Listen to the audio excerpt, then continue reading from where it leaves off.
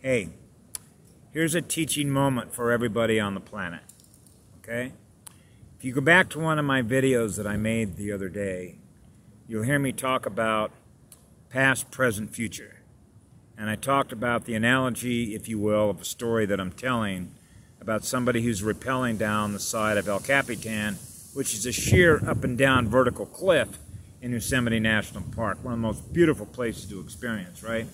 And I talked about the anchor, like a life preserver, the anchor in the electrons, grounding yourself to the energy and the living spirit of Gaia in Mother Earth. So when you already know in your mind, because the picture is there, you're already on the ground. In other words, you've already done it. That's future mode. That's the future self that knows that it's already experienced what it's going to go do in play mode. So the anchor, okay, that you're going to use, which is through the heart, which is to 0 point, okay, which means that's a single point from which all love and light come, in which we all experience eternity together in living spirit. Because the rate of speed in which we experience who we are and all that light is like running a track meet with ourselves to keep attracting more of what we are, which is more of what love is. We are attracting the light. Our magnets are that powerful. So when we put that anchor into the 0 point, so we are what we know as 0 point. There is no time. There's only love. There's only light. That's who we are in living spirit that lives in that light. That's the anchor. That's the life preserver. The life preserver is self-knowledge. It's in knowing that. When you know that and you are that, everything else is easy, which means you're living in now time. So now when you're experiencing this dimension, you can already experience what the future is because you're already experiencing your mind. That's a built-in looking glass. The past's already gone, the future's not here yet, all you got is right now. So now that you're going to do something in incremental play mode, which is each step that you take in lower density or heavier density, okay? I've got to put the anchor in place, which is my life preserver, which is going to be, in this case, I'm going straight down a sheer cliff. I forget how many feet Capitan is, but it's quite a distance. There are those that climb it up as rock climbers, those that rappel down the side of it. And so you want that anchor to make sure that you do not lose your anchor. Otherwise, hey, if there is any risk, perception, is that anchor going to hold me? If there's any fear, then there's a possibility that the anchor won't hold you. Because guess who is the one who's responsible for the anchor that isn't going to hold itself? Us. We're living in fear that something might happen and we're going to fall. Oh no. We created the event that causes us to fall if we believe that's going to happen. So now we're into belief systems. So the anchor is 0 point. And when you are 0 point, that means that the energy that you are, that you're always giving away because you're attracting more of what you are, that's free energy. You just expanded the amount of everything that you're aware of that is in all that light, which is what love is in living spirit. Because that's the energy we use to celebrate our lives. So we've already done this. Well, let's go do something else. And then I can write a story about how I rappelled down the cliff of El Capitan. Okay. Inserting movie clips, pulling out part of the movie. I don't want to get into timelines, how we can reinsert certain events into a timeline, collapsing timelines and all that. That's a subject for another day. But there were two things that I wanted to cover in this one today because I just became aware of them. By the way, that was Lori Ladd. You'll see she put that up today, and you'll see how the consciousness, the communication speed in which we're sharing information that essentially means the same truth, speeding up. Because go look at the timestamp when I put the life preserver and the anchor in El Capitan, and what Lori Ladd is doing on her YouTube channel about the life preserver analogy. It's the same thing. Da da da da da. You gotta love it. Okay? So, so anyway, two things that I wanted to cover in this short little blurb is belief systems. What you believe is true, okay, is always going to be up to your free will.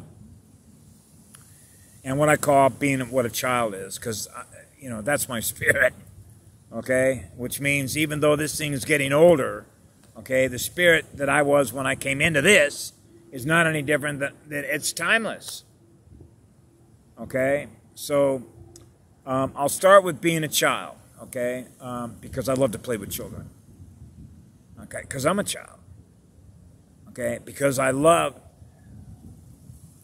Think about being a child. And what do you remember about being a child? You were in big-time learning mode. You were in discovery mode. Wow. I'm learning about this. I'm learning about this. I'm learning about this. What's this? What's that? What's this? What's that? Wow, I'm excited. I'm learning. I'm in learning mode. That's called magic mode. Child psychologists call the age between 1 and 6 magic mode. Now, a sidebar to that is well, they're really mimicking. They're restoring, they're writing into memory what it is that they're experiencing. And then that becomes the future upon which they will experience, if they're operating off that memory, what they experience in now time, which will be future, proves past programming. Unless what that child is experiencing is what love is in a timeless state. Now that child is free to keep on experiencing whatever it wants to experience because it has the power of its imagination and creativity to realize that none of its energy is being held captive. Now they're allowed to use their imagination to experience the power of their magic. That's the power of their childhood. That's the power of their spirit because it's in purity. That's why the innocence of a child is so valuable. Right? That's why they love to feed on children. It's the purity of their energy. The purity of that light. Okay? That's magic mode.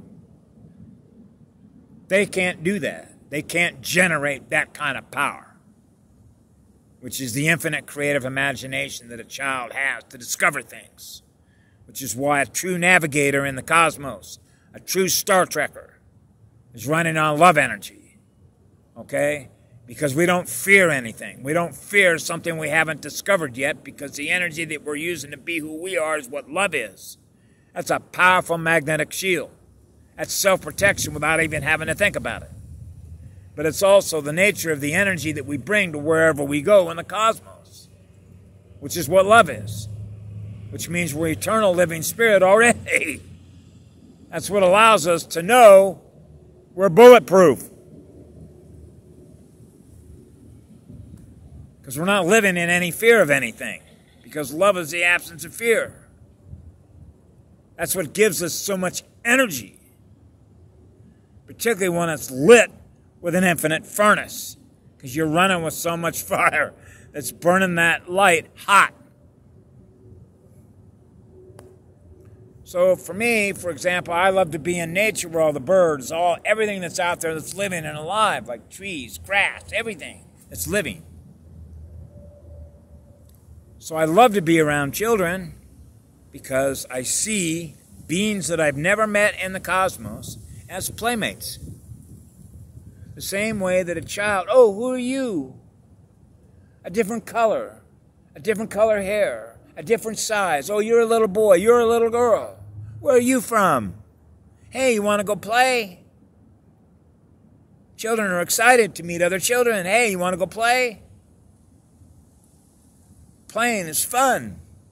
The cosmos is supposed to be fun, the way that children experience the discovery of realizing how much energy they have to discover and be playmates.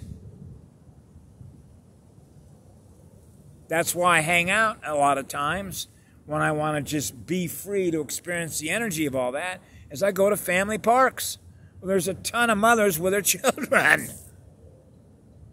That becomes a frame of reference. So I never grew up.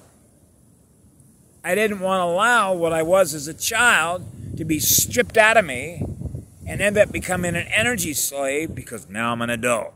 I got to be serious about the way I live my life now. I'm not a child anymore. That spirit and all that energy and that discovery mode, no, I jumped into a pre-formatted job. Okay? I've been fully programmed in memory to run what it is they presented to me, that I now give the energy to experience who they are, not who I am. Man, I lost my childhood. I'm no longer that creative imagination discovery mode child that's got so much energy to discover and be what it is that I am, that's free to be what I am. That means that their minds were being held captive as they grew up. We've already got a place for you. So that's childhood. I see everything in the cosmos of beings I've never met as future playmates. That means the cosmos becomes exciting to us the same way it is with a child. That's the way it is when you're living through your heart with so much powerful energy. So I'll fast forward to, I got a little blurb from a gal who's a friend of mine on Facebook. She sent it in Messenger, which was a link to a video called The Secret God. Oh, it's secret. Well, where is it? Is it behind another curtain like the Wizard of Oz? Show yourself. Who are you? Let me measure you with how much love you have. That's how we measure, don't we? We measure based on how much light you're running, which is how much love you're running on. So apparently this is a secret God. So what does a God mean to everybody that's been programmed? A male. Oh, a male. Okay, a male created the universe. Is that how it works? Well, that sort of works ass backwards when I think about who my mother is. Particularly when you realize, and I figure everybody knows this, because this is like what I call basic logic. Now, as a child, we used to call it common sense. In other words, it's self-evident. Okay? I don't need anybody else to come along and tell me and say, this is how it is. Oh, really? According to who? You? I think I'll decide for myself what's true and not true, because you're living your life and you believe what you want to believe, and then there's my belief system. So please, do not insult me. I do have intelligence, okay? I have spirit. I know what the truth is. The truth is what love is. And the first sound vibration that I ever got as a soul came from a goddess. When a soul comes into the heart chakra, into a biological female, that soul, the very first sound vibration that soul experiences is from its mother. Now that's backed up by a million other things that I could describe to you that reinforce that truth. Aside from the fact that the sine wave on this planet that runs across the equator comes from a female, a goddess.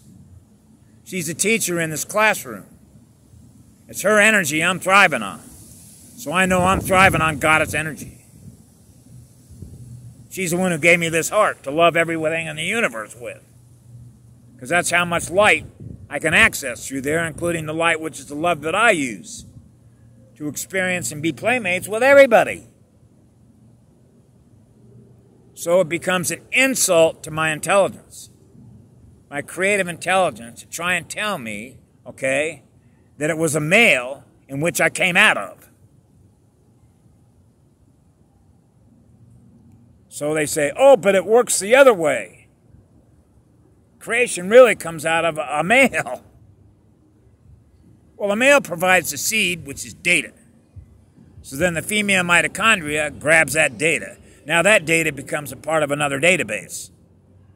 So now the female mitochondria can look through all of its data and say, okay, how intelligent am I?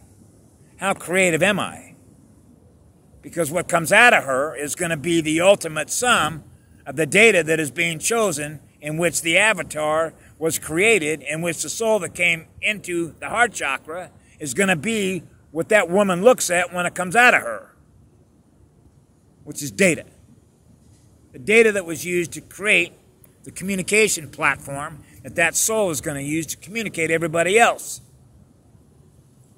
So now it's in a learning environment. So how does it know what to believe? Well, it starts with what it is. It's soul.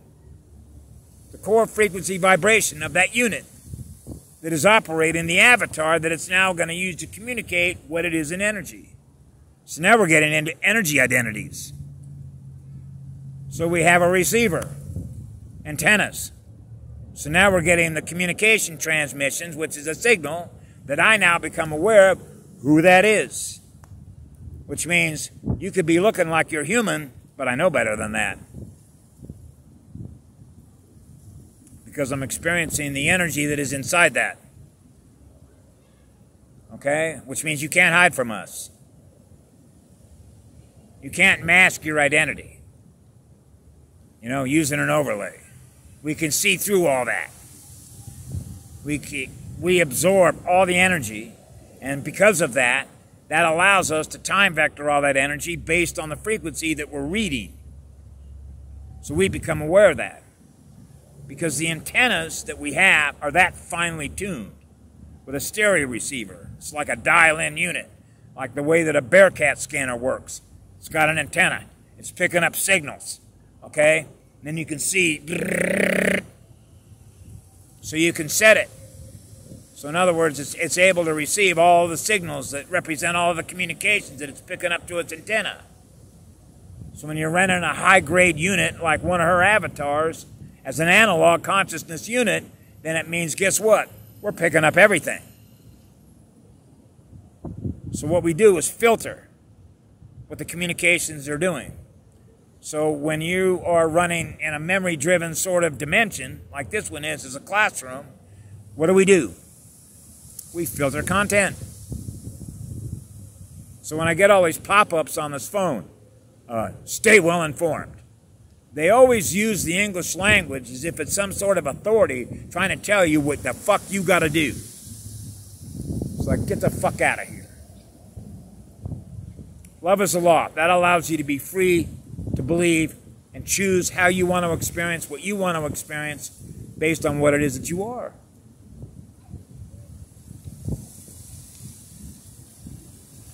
So when I got that particular link to that video, again, it's an insult. It's not only an insult to me, but it's an insult to the girl on the planet. Because the first thing that it tells me is that they don't want you to connect and have a spiritual communication relationship with the living spirit that is in this planet. Because once that happens, they lose you. Now you got a relationship with a powerful spirit. Now you begin to realize you have a communication relationship with a teacher in this planet. Now you really begin to learn how to attract more light, which is to raise your speed. Instead, they want to keep you in a time memory module program. They don't want to lose you. They're scared to death because they're fear-based beings. They don't operate on a love frequency. So the only way they can capture your energy is to get you to believe in what they tell you. So if you don't know any better, because you don't know who you are to begin with, and what energy is, which is your energy identity. So this becomes like mass confusion, mass chaos. It's like, wow, these people don't even know who they are to begin with, do they? No, they don't. Karen Ann McDonald is exactly right when she said, most of the people on this planet can't even tell you who their first mother is. They know zero about their genetics, don't know anything about their bloodline.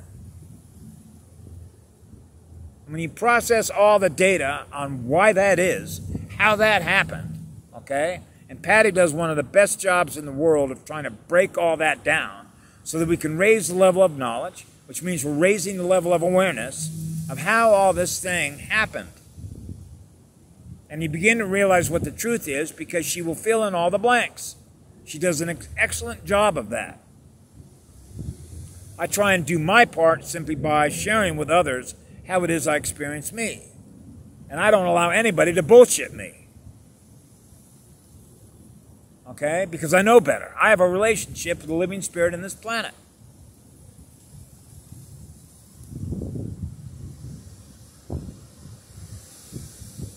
So that's how it is, okay? It's just like, God, they're lost. It's sad. It's actually very painful because it means that they're not able to have a relationship with a beautiful goddess to experience her energy and experience nature here in the way in which the native Indians do with so much love in their heart. And they begin to realize how powerful they already are in their own right.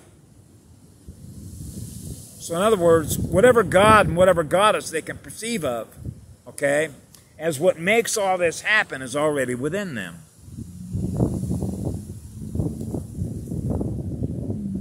So, I know this because I collected an enormous amount of data or information, what have you. How much information can you hold in your head at one time?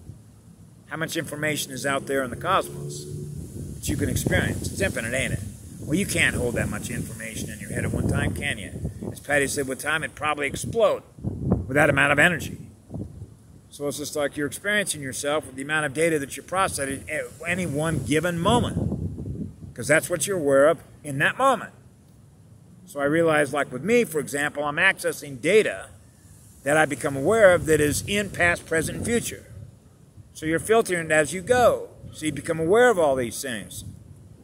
So you are the chooser of the data that you want to use or the energy that you want to use to experience who you are. So that's like delete this, delete this, delete this. Oh, but I got to hold on to this because it's necessary for me to be able to use that between now and the future. Then I'll get rid of it later.